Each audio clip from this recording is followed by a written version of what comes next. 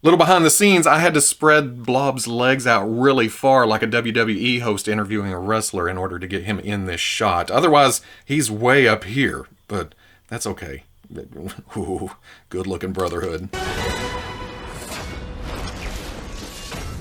Okay, people, today let's take a quick look at the Hasbro Marvel Legends Amazon exclusive Rogue and Destiny 2-pack. And go ahead and get it out of your system, because I'm going to get it out of mine. Dear God in heaven, it's a 2-pack of females with only hands for accessories. Look at all this empty space up there, and over here, and down here, and over there, and down here, and around. You think I'm joking about that, but I actually agree. I'm not making fun of anybody. I'm just saying, yeah, it's a 2-pack, 2 females, no accessories other than an extra set of hands for each figure.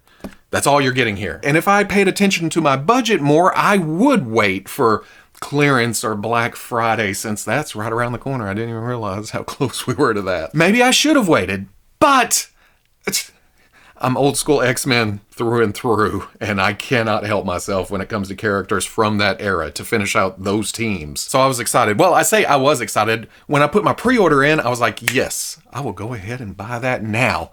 And then it showed up today. I don't remember getting any kind of notice from Amazon that it was shipping, but I have been ordering a lot of paints and paintbrushes and customizing type things, so maybe they kind of snuck that through, because it was in the box with something else. You don't care about that. You care about these. Looking at the package, it's what we're used to with a Marvel Legends 2-pack. It's a box shape. There is a window showing the figures inside with some graphics in the background. Warning, choking hazard, small parts. Don't put the pretty plastic in your pie hole, please. On the side, there's some nifty graphics of both characters from the comics, big ol' X logo. On the back, a bigger picture of both those headshots set up like it could be a classic comic cover. And then there's a bio or a rundown of both. Warning, small parts. On the other side, they're getting their money's worth with that new artwork. There is Marvel's Rogue and Marvel's Destiny, Marvel Legends, a little bit of window. On the top, the X again, because it's X-Men, it's important. There's the UPC, some legalese, other things. Let's get this open, see what's going on. Starting out with Rogue, the first thing I'm going to point out are the gauntlets on the arm, or the glove tops, I guess you call them. I'm pointing those out because on the right side, this kick up is on the outside of the arm. On the left,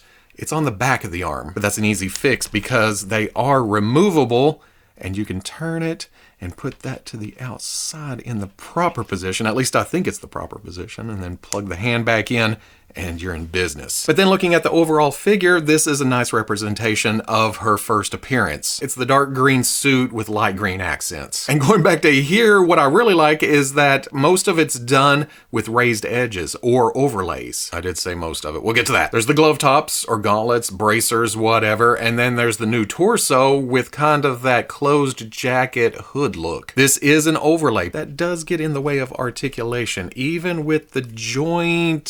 Is it further down than usual? Yeah, lifting up the back, you can see that it's a dumbbell joint, I believe, right about here or here, whereas on most females it's up here. I do believe it's new from crotch to shoulder because there's this sculpted dent right here on the front. I don't know if that's supposed to be a wrinkle or what. Then the hood piece is separate from all of that, laying on top of the shoulders. It is glued down or pegged down, and then the neck piece appears to be separate from that too. So it's the head plugged on top of the neck, plugged down into the hood piece, glued or pegged down into the torso on top of this overlay that runs all the way down to the waist. I guess the neck could be considered long, but again, it has that old school feel to the overall proportions. And I think that's going to come in play with reuse later. We'll talk about that. Arms, I believe, are reuse from the double jointed pinless elbows we've been seeing with females for the past couple of years. I do believe it's the same for the legs, running down to the hip, the pinless knees, all the way down to the bottom of the feet. Unfortunately, the boot tops are not sculpted. They're painted on nicely to match up with the rest of the design work. You have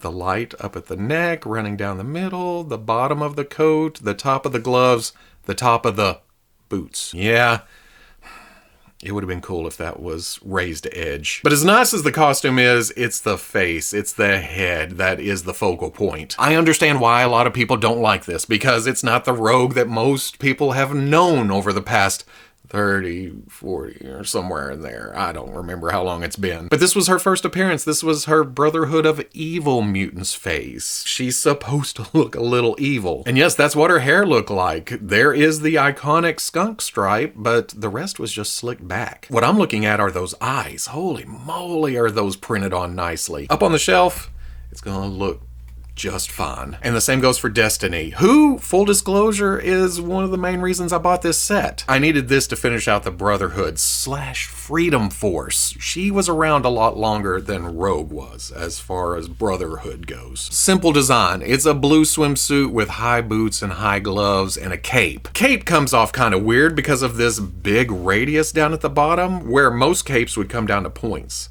There's more angle to them. Kind of comes off as, hey, grab the tablecloth and we'll make you a costume. The costume is also all the same color. So you have your blue, you have your blue, you have your blue on top of your blue. And it's not helping that I'm recording on top of this, but details can get lost. Parts and pieces kind of blend back into the background of the cape. That is a definite wash on the back. It's a deep blue down in those crevices to offset the lightness of the high spots, but I wish they had done that in here. That would have offset the body nicely. It would have been a contrast. It would have popped out the arms and the legs and the torso. Which, by the way, I think is mostly reuse of that same female base body, the Shriek, the Phoenix, although they do change torsos every now and then. That may be the complete same body. Same hands, same feet, everything. Which means that yes, the boot tops are just painted on there, and there's some messiness in places. The blue's poking out through the skin tone. The arms stop at the bicep cut, so there's no paint involved there. Flesh tone for the shoulder, blue for the rest of the arm. The cape's gonna get in the way of arm movement because it's part of the neck. In fact,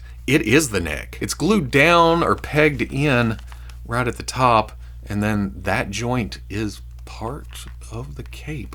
There it is again. Look at that beautiful dark blue. But like Rogue, the focal point is the face because it throws a different color in there. That gold just pops out. The egghead part of it is blue like the rest. Again, blends into the background. So you're left staring at her face with no eyes, just sockets and a blank stare. But like the Warlord Professor X we looked at the other day, there is some extra line work on the face to kind of represent comic book shininess. This is supposed to be reflections, and the gold is shiny, don't get me wrong, but that just adds some flair, some extra detail to it, and I can appreciate that. Articulation-wise, Rogue has a dumbbell joint at the top of the neck. So there is a slight up, a slight down, some tilt, left, right. Pin coming out to the shoulder, rotates around. You do have to kind of kick out to get around the hood because it comes out over the arm. Then the hinge at the shoulder goes up to there. Swivel at the bicep. Double elbow has all the range. Swivel at the wrist with a hinge in and out. Talk about the torso. I think there's a dumbbell here. Someday, if I get an extra of these, I'll cut this off and see what's happening. But at the moment, there's this much crunch, this much arc back, tilt, rotation. Ball coming out to the hip, kicks up, kicks back, kicks out. Swivel at the thigh. Double knee comes up most of the way. Can almost have hinge at the ankle, goes all the way back. Nice range forward. Front facing pin for rocker. Destiny has a hinge up at the top. Is this reuse of some kind? We haven't seen hinges in a little bit, but this cape is new. Well, it has to be. Nobody else is using that.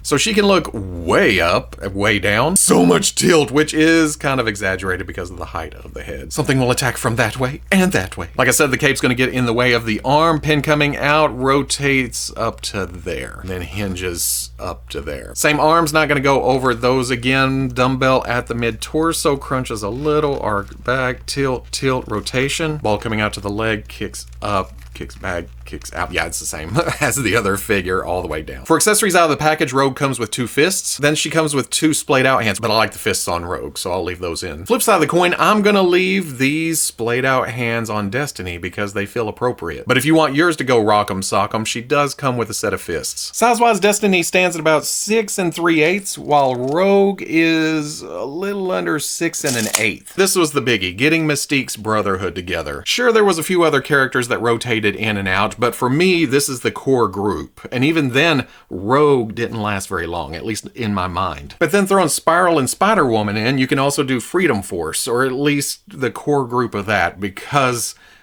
I doubt we're ever going to get Stonewall, Crimson Commando, or Super Saber. In fact, I need to add those to my customizing list. Since this spiral goes with my Mojo crew, I customized a Freedom Force spiral in her gold look. And since this Spider-Woman goes with my West Coast Avengers, I can sub in the old version of that and keep that on this shelf. And then here's Rogue with some later versions of herself. Actually, the timeline would go more like this, wouldn't it? From beginning to at least the 90s, and then there's newer versions beyond this, and other costumes in between. But I think the biggest reason to give us this version of Rogue now is so that they can reuse this body for an X-Men 97 Rogue. Spoiler, later on in season 1, she ends up in this costume, but she has her 90s hair. Because of the extra length to the neck, you can't take this one and put it on there because it just sits up way too high. Plus, the hood goes back into the hair. She also didn't have a headband in this look in the cartoon. Using the head off the 80s Rogue, no headband,